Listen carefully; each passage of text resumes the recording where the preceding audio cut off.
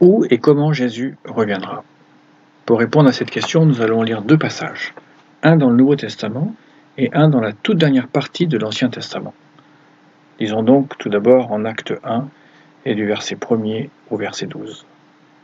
J'ai composé le premier traité, ô Théophile, sur toutes les choses que Jésus commença de faire et d'enseigner, jusqu'au jour où il fut élevé au ciel après avoir donné, par l'Esprit Saint, des ordres aux apôtres qu'il avait choisis.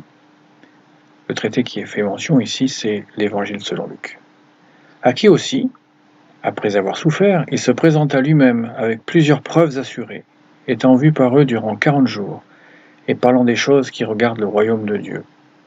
Et étant assemblé avec eux, il leur commanda de ne pas partir de Jérusalem, mais d'attendre la promesse du Père, laquelle, dit-il, vous avez entendu de moi.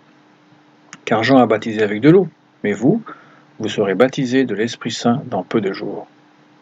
Eux donc, étant assemblés, l'interrogèrent, disant, Seigneur, est-ce en ce temps-ci que tu rétablis le royaume pour Israël?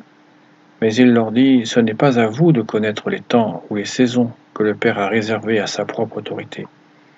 Mais vous recevrez de la puissance, le Saint-Esprit venant sur vous, et vous serez mes témoins à Jérusalem et dans toute la Judée et la Samarie et jusqu'au bout de la terre. Ayant dit ces choses, il fut élevé de la terre comme il regardait, et une nuée le reçut et l'emporta de devant leurs yeux.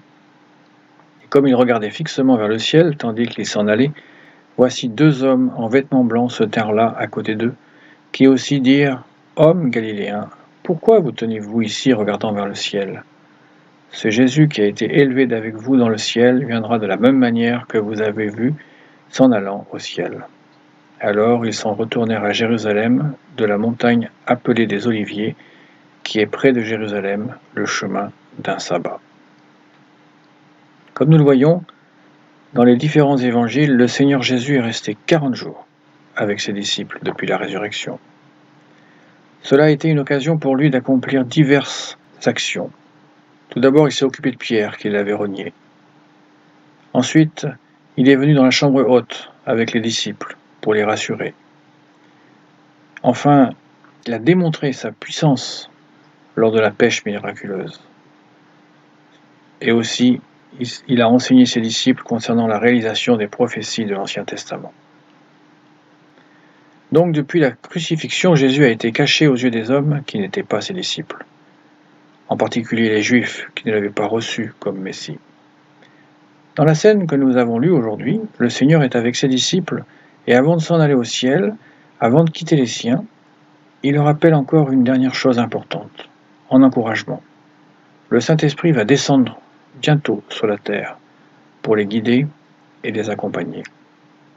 Jean, l'évangéliste, au chapitre 15, a pu rapporter ces paroles du Seigneur au verset 26. « Mais quand le Consolateur sera venu, lequel moi je vous enverrai d'auprès du Père, l'Esprit de vérité qui procède du Père, celui-là rendra témoignage de moi.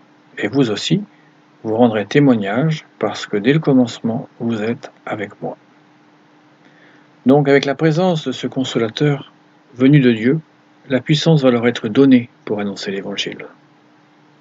Et le Seigneur leur dit, en commençant par Jérusalem, ce qui fait référence à la capitale du royaume de Juda, puis ensuite la Samarie, qui fait référence à la capitale du royaume d'Israël, et encore sur tous les bouts de la terre, c'est-à-dire pour les non-juifs. Et c'est effectivement ce que nous pouvons lire dans le livre des Actes concernant l'histoire des premiers chrétiens. Mettons-nous un instant à la place des disciples qui sont là, avec lui, entendant ces dernières paroles, et ils le voient s'envoler dans le ciel. Ils sont là arrêtés dans leurs pensées.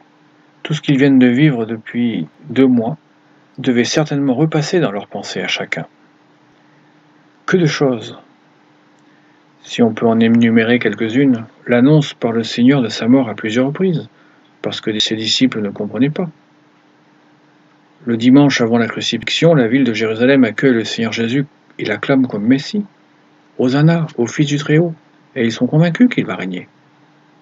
Puis il y a la maison de Béthanie, il y a le lavage des pieds, le repas de la Pâque, le départ du disciple Judas, qui va pour le livrer, l'institution de la scène, puis encore le combat spirituel dans le jardin de Gethsémani.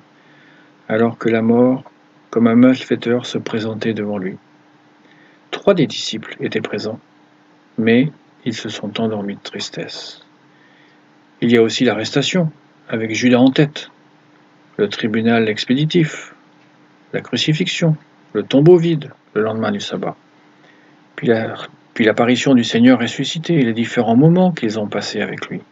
Que de rebondissements. Et ils sont là, sur la montagne des Oliviers, le regard en l'air. Alors Dieu ne les laisse pas dans cet état. Il connaît les cœurs, et il utilise les anges pour leur rappeler les commandements du Seigneur, et surtout que s'il est parti, il va revenir et ce sera de la même manière.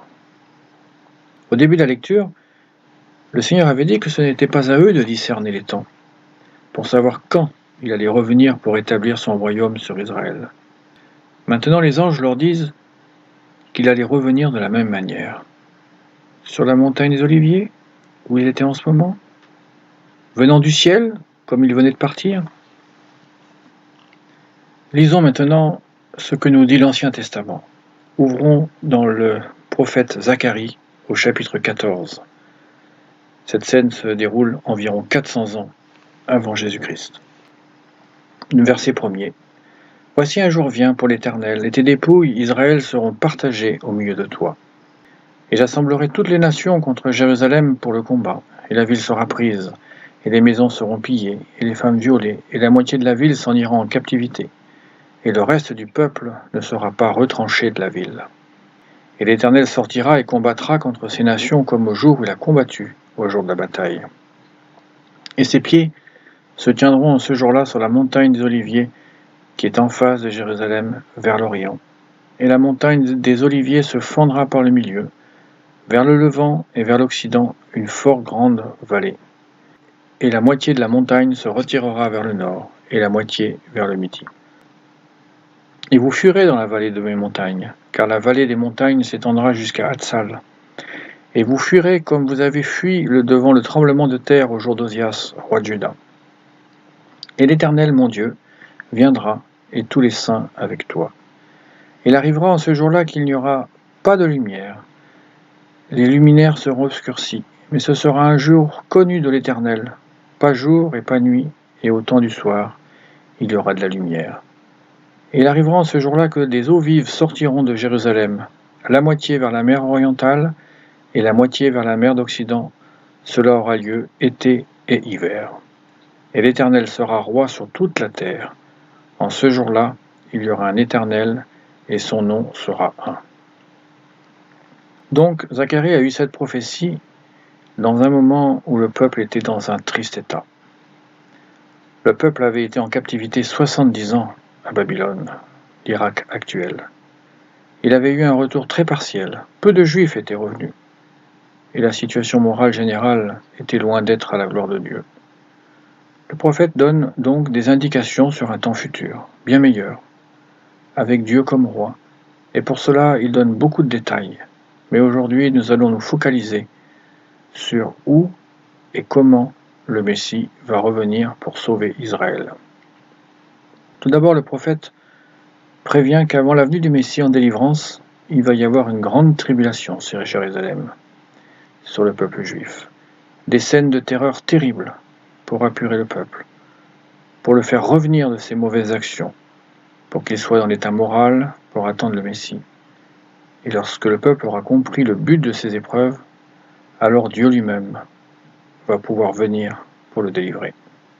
Nous avons lu, ses pieds se tiendront sur la montagne des Oliviers qui est en face de Jérusalem.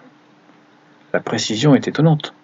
C'est exactement à cet endroit que le Seigneur se plaisait à enseigner et à venir pendant sa vie sur la terre. Mais c'est aussi sur cette montagne que nous l'avons vu monter au ciel dans la lecture que nous avons faite. Et il y aura d'autres signes qui vont se produire. Nous avons lu, la montagne se fendra par le milieu, le temps sera obscurci, mais surtout, il va venir accompagné de ses saints pour régner, et nous savons par d'autres passages des Écritures que ce règne sera un règne de paix, c'est ce qui est appelé le millénium. Mais alors, on pourrait dire qu'il y a quelque chose qui ne paraît pas cohérent. Aux disciples, il leur avait dit, en Jean 14, « Si je m'en vais, je reviendrai pour vous prendre avec moi. Et ici, dans Zacharie, nous voyons qu'il va venir pour régner sur la terre. Pourquoi cette différence? C'est très simple. En synthèse, nous avons plusieurs étapes concernant le Seigneur Jésus.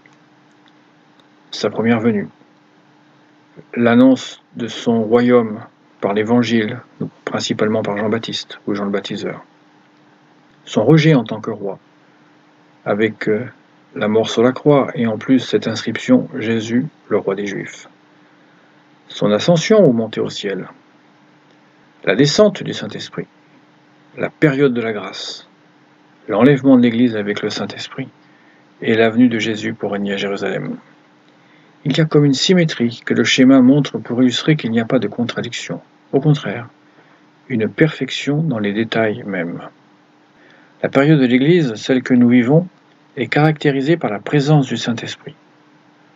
Nous ne connaissons pas quand elle se termine, même si beaucoup de signes avant-coureurs nous montrent que la fin est proche. Pendant que le Seigneur était sur la terre, c'est l'évangile du royaume qui était prêché. Après l'enlèvement de l'Église, il sera à nouveau prêché, mais cette fois, son règne sera imposé. Il sera établi après 7 années de tribulation, que nous explique précisément l'Apocalypse ou le prophète Daniel.